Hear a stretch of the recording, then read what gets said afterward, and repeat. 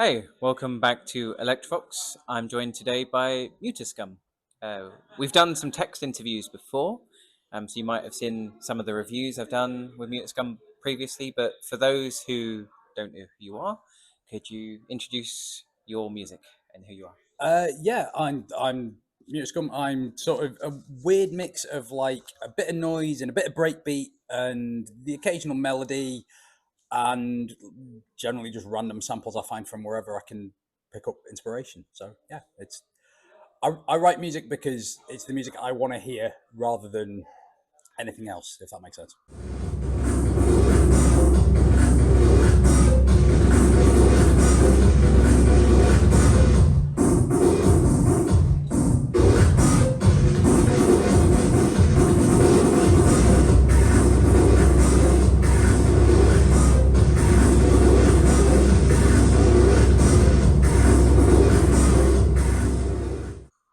Okay, yeah. So stuff you want to hear. So, what do you enjoy most about doing what you do then? Um, Generally just building beats that I think actually I could throw myself around to this. So a lot of the stuff that I write, um, I've never been very good at doing like the goth two step. I'm more of a old school breaking kind I of did see you throw person. out one of those punk kicks on stage. Yeah, I mean, I spent years in a pop punk band, so that's where a lot of that came from. But I always liked sort of dancing with my feet in big ways, rather than sort of gently bobbing around. So I try and write stuff that makes me want to move my feet and like actually groove and throw down and maybe even hurl myself around on the floor and try not to injure myself.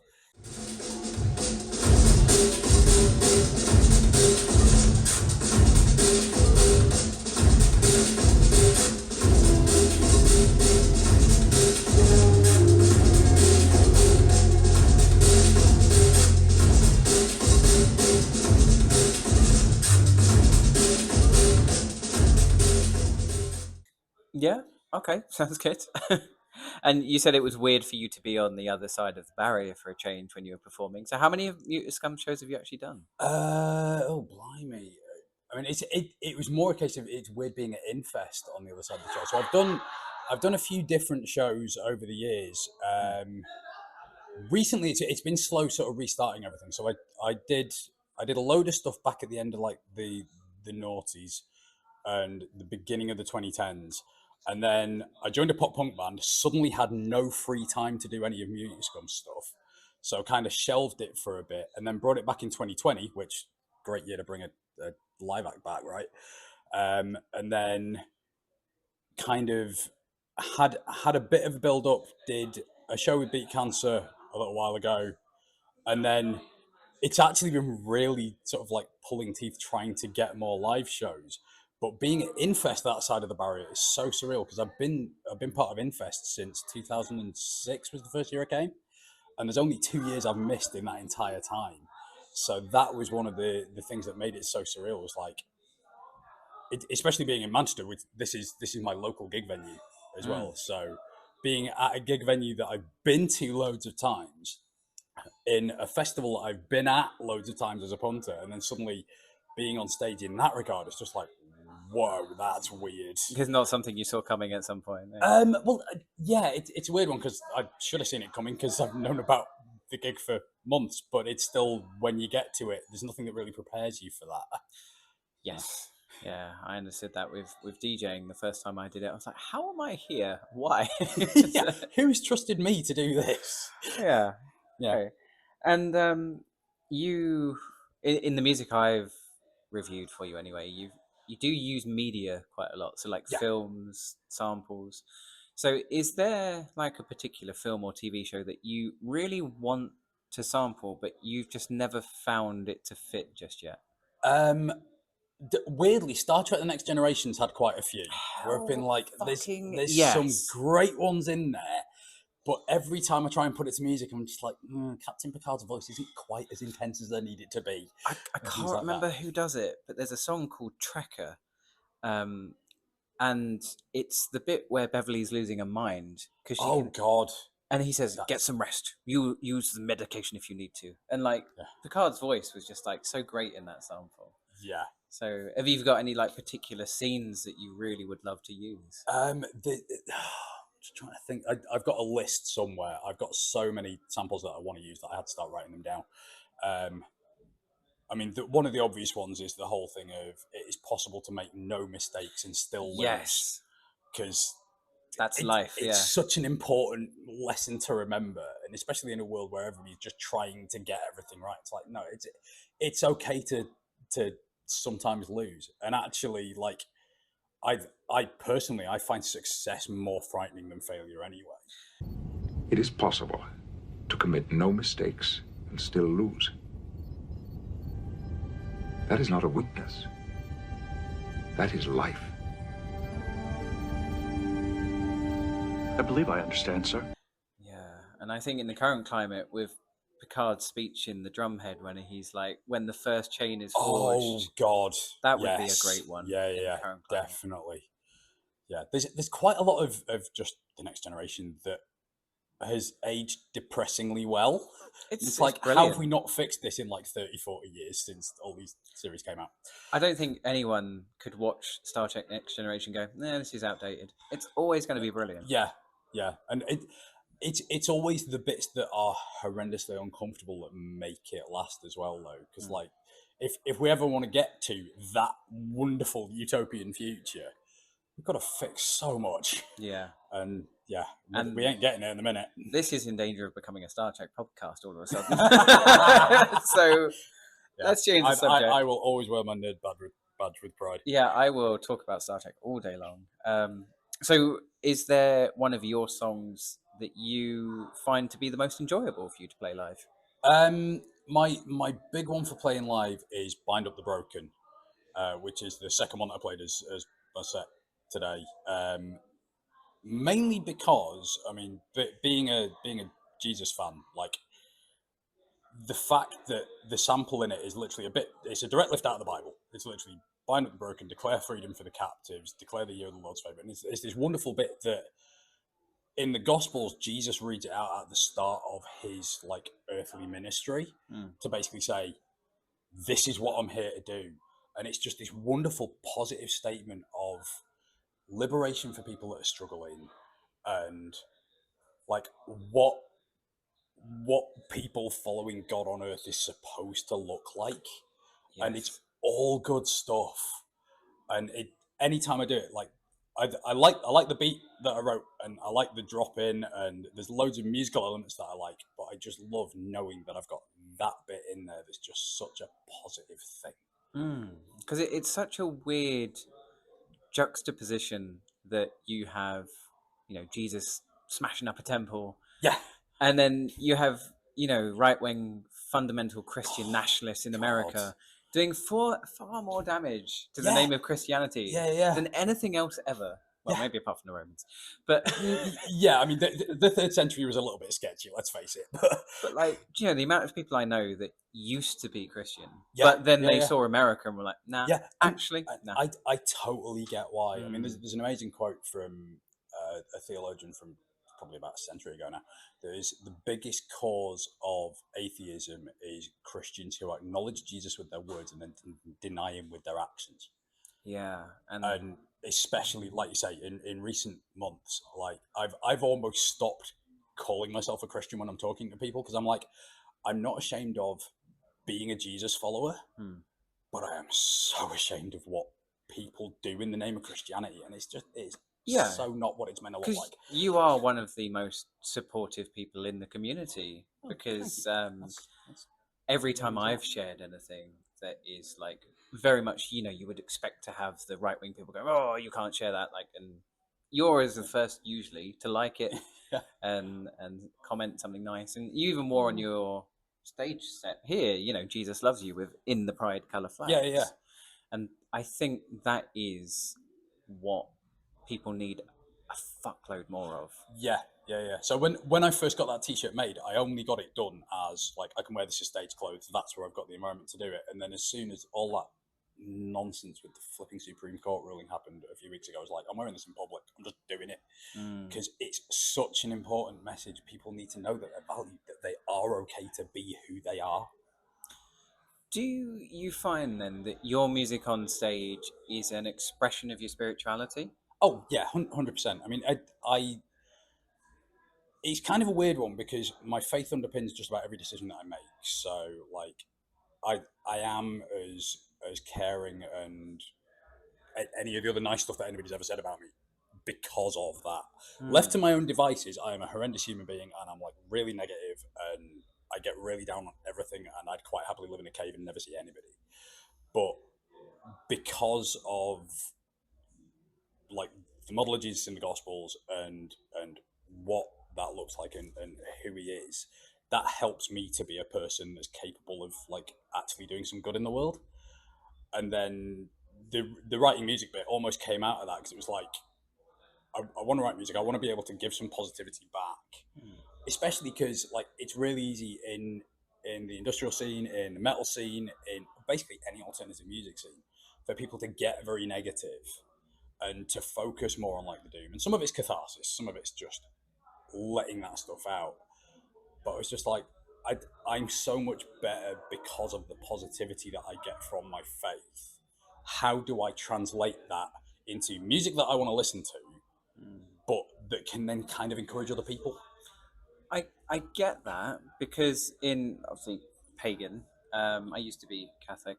Yeah. There's very much when I go to Viking shows, like Viking music shows, sorry, it's always that expression of love Yeah. that draws people in, and I Yeah. feel like that is obviously what's been lost. You know, you have so many people who are like, "Oh, Jesus loves you." It's like, yeah, but you don't. Yeah, exactly. Exactly. So why? And yeah, you can't tell somebody that you love them and then do everything you possibly can to strip away their rights, to strip away their access to having like equal relationships Yeah, and all that stuff. You just can't do it. it's like, he And may do, but you want me dead. So yeah, how yeah, does that it's like work? Yeah, it doesn't work. Love the sinner, hate the sin doesn't work. You actually just have to love the sinner and not give a monkeys about the sin exactly. to some extent. Because if you start caring about like anything that people do wrong, and like the thing that really irks me about especially the way the LGBTQI plus community gets treated is it's made this big focus by religious organizations going, you're wrong, you're sinful, and sorry, why are you not calling out the fact that your worship leaders like cheating on their husband or Been married four they're times. yeah, or they're Like, gossiping, or yeah, that flipping woman in America at the minute, oh good lord. all of Yeah. them in America at the moment. There's about 5 good ones that I know. I follow them all on Instagram. So, but yeah, it's just so hard. And like, but my mate Reese from Red Meat and goodness knows what Oh, else, good Reese. Yeah, once phrased a brilliant statement, basically saying exactly what you just said about like the, what loads of people hear when people say Jesus loves you is actually Jesus does, I don't. And I was just like, that pisses me off. yeah, because it's usually said in such a way, like, "Oh, I can see that there's so much wrong with you, but Jesus still loves you." It's like, excuse me, I didn't ask No, for your opinion. yeah, it's like no, Jesus loves you because of who you are. Yeah, Jesus loves you because you're somebody who's looking for the good in the world and like somebody who's finding faith where you're looking for it and things like yes, that. Like, it's not about Jesus loves you if you just did better. It's Jesus loves you. exactly. Like that's the be all and end all of the statement. There shouldn't be any addendums to it Yes, because like one of the biggest things the church got wrong was marrying itself to power and therefore becoming a power system rather than a bunch of broken people going, we need God, because that's what it's meant to look like. and in that case, then, like, when you are writing songs or you're coming up with new songs, do you feel like that you're writing it based on that, or do you feel that the songs just come to you that need to be expressed? Sort of six of one, half a dozen of the other. Sometimes I'm actively going like with a prayer for those long cursed, which is the one where I said the sort of bit in the set. Yeah. That one, I actively wanted to write a track that said, I am so sorry that so many of us have got it wrong for so long. So I set out with the goal of that. And that one all started with the vocal sample, which is from, God, what's the name of the flipping film? Chaos Walking.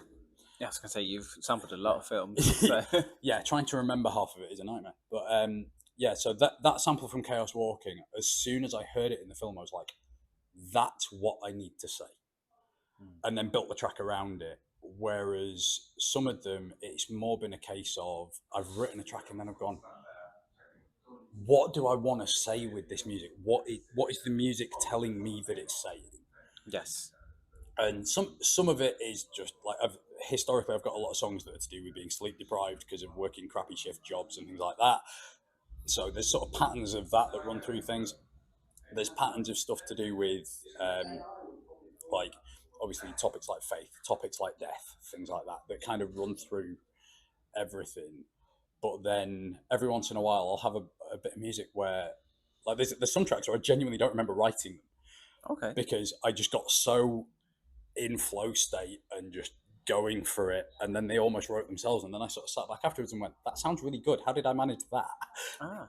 So yeah, it's a very very varied writing process, especially to say it's like also the most low-tech writing process that I've ever heard of anybody using as well. I only started being able to figure out MIDI about 5 years ago. I've been writing music for this project for 18 years. Oh, okay. So yeah, very very slow learner on the technical front. Yeah, I'd probably be the same if I started making music, to be honest. So I get it. And have you had any like completely unexpected like audience moments when you've been playing? um I'm always kind of surprised by anything that the audience do because I mentally I always forget that other people even care about my music, Mm. because with it being stuff that I very seldom hear on in like club nights or anything like that, I always kind of feel like I'm in my own bubble, and then like I get really nervous whenever I get on stage. It's something that I've just never been able to shake. Hmm. And that first moment where I look over and see people dancing always takes me by surprise. And I don't know why, because I know that like I've got enough history of playing live to know that most people are okay with what I'm playing and will kind of get moving to it. And there'll always be at least one mate who's going to throw down no matter what. It is the first But hurdle though, getting someone to dance. yeah, yeah. It is. And I've been very lucky in that a lot of times I've had very safe crowds. But mentally I'm always still prepared for everybody just sat there with their arms folded judging me. So it's a really weird one, and that always shocks me, even though it shouldn't. If that makes sense. Yeah, no, I can imagine it does because there are a lot of crowds, certain country in particular, that is known for not dancing. Yes. So like when you see that people start to relax and enjoy it and vibe Yeah. with it, you know you've done something right. So Yeah, I mean the big moment in the set today was a couple of my mates commented that apparently between the second and third songs, I just got this massive smirk on my face, and it's because there was a pause where the music kind of lulled, and I was changing tracks, and and people started everyone, clapping. I was like, I was there, yeah. I did not anticipate that bit. I don't know how, but I didn't anticipate that. Yeah, I was like, it's not quite over yet, but I'm glad you're all enjoying it. It's like, were you expecting me to stop and talk? Or like, Yeah, no, but it yeah, was a yeah, it was cool. quite a nice moment actually. Okay, and just last two then. So you obviously said you've been going to Infest for a while. So what does Infest mean to you? I mean, apart from broadening my horizons literally every year I come here, so I usually turn up with a vague idea of one or two of the bands, and then I'm pleasantly surprised by at least three or four more. Yeah, same. And then I go home with the world's biggest shopping list or no money or both. Because I'm like, I have to buy everything by all these bands. So it's a chance to explore new stuff. It's a chance to meet mates that I only get to see once a year. That like I've got some friendships that I've had since being in uni because I met them at Infest, or I'd seen them in like a couple of club nights, and then I saw them at Infest, and then it became a regular ritual of let's get there, let's hang out with mates. And I'm the number of years I've turned up knowing next to none of the bands because I've been too busy to check them out. Yeah. And I've just loved every second of it because I've seen a load of artists that I wouldn't normally anticipate, but I've got no preconceptions. And then I've suddenly gone away thinking, that was beautiful. And yeah, it's an amazing family vibe, and like it feels like home.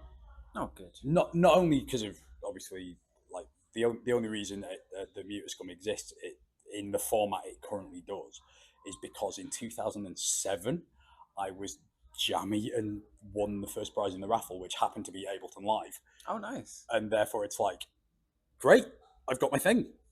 And then suddenly I kind of had to do So you something. got with it. Ableton from Infest. Yeah. Nice. And nice. so being able to come back and play it is like, it's not only is it a hometown show because it's Manchester, it's a hometown show because it's Infest. So yeah, it's meant so much. Butterfly effect, isn't it? Really. Yeah, very much so. Which is, I think, a recurring theme in a lot of the people that do attend Resistance and Infest. Yeah. Butterfly themes all around. And lastly, do you have anything you'd like to say to your fans? Yeah, thank you guys so freaking much for supporting anything. Like, it genuinely, for me to realize that there are other people out there who like the music I do, is always going to be surreal. Partly because I'm massively self-deprecating, but just generally because it's not for everybody. I make it because I love it, and to know that you guys like it as well is genuinely beautiful and encouraging. So thank you guys so much, and yeah, very much appreciated. Cool. All right, well, thank you ever so much for joining me. Thanks very much, Steve. Thank you for watching.